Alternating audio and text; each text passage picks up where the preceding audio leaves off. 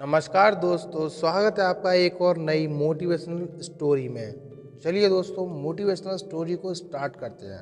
दोस्तों, यह story Michael Jordan के जीवन की कहानी है जो आपकी ज़िंदगी को बदल सकती है। तो प्लीज़ वीडियो को स्किप बिल्कुल ना करें और अंत तक जरूर देखें। तो चलिए दोस्तों, ज़्यादा समय ना गवाते हुए वीडियो को स्टार्ट करते हैं। दोस्तों, माइकल जॉर्डन का जन्म सन 1963 में ब्रुकलिन की झुग्गी झोपड़ियों में हुआ था।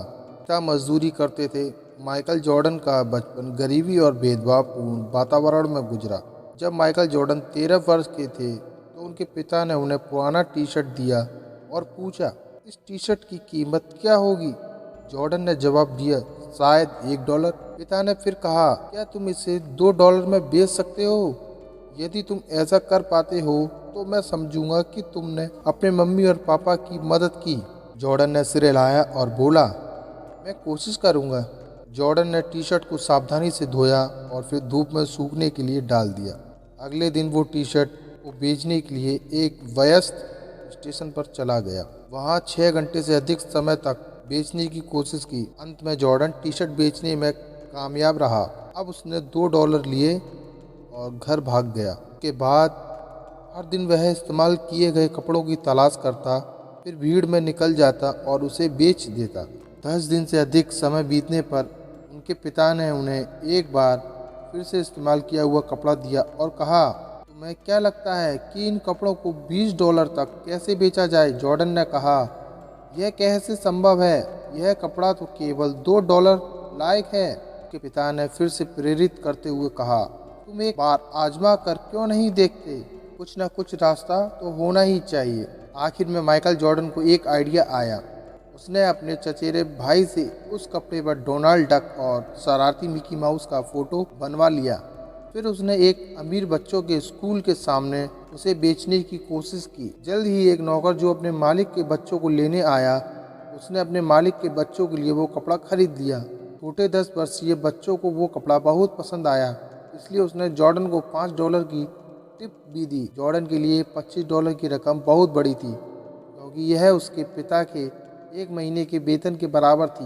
जॉर्डन घर पर पहुंचा तो उसके पिता ने उसे एक और कपड़ा दिया और कहा, क्या तुम इसे $200 में बेच सकते हो? उसके पिता की आंखें चमक रही थीं।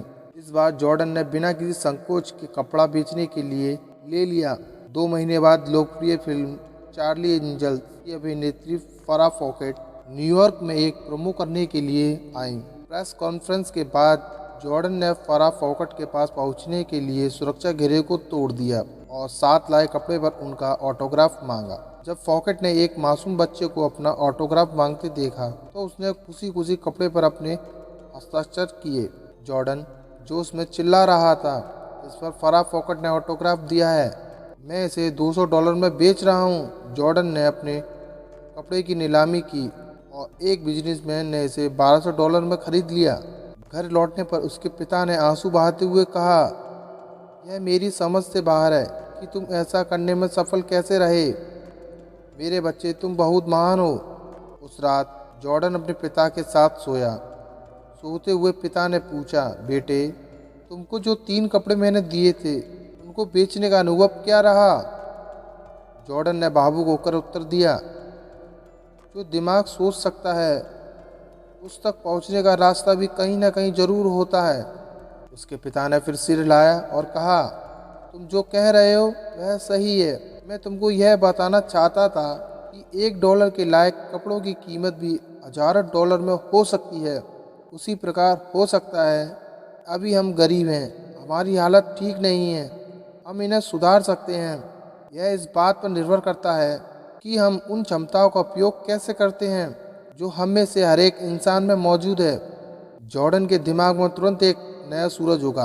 उसने सोचा कि एक सेकेंड हैंड कपड़ों को भी अपग्रेड किया जा सकता है, तो क्या मेरे पास खुद को कमज़ोर रखने का कोई कारण है?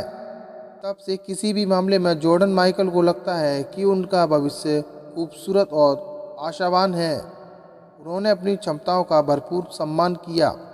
वह दुनिया के सर्वश्रेष्ठ बास्केटबॉल खिलाड़ियों में से एक बन गए और सबसे अमीर एथलीट में से एक बन गए। हमें इस कहानी से यही सीख मिलती है कि अगर हम अपनी गरीबी कम करना चाहते हैं तो हमें अपनी क्षमताओं का भरपूर उपयोग करना होगा, तभी हम अपनी गरीबी को दूर कर सकते हैं। दोस्तों, मैं आशा करता हूँ कि आपको यह वीडियो ज़रूर पसंद आया होगा।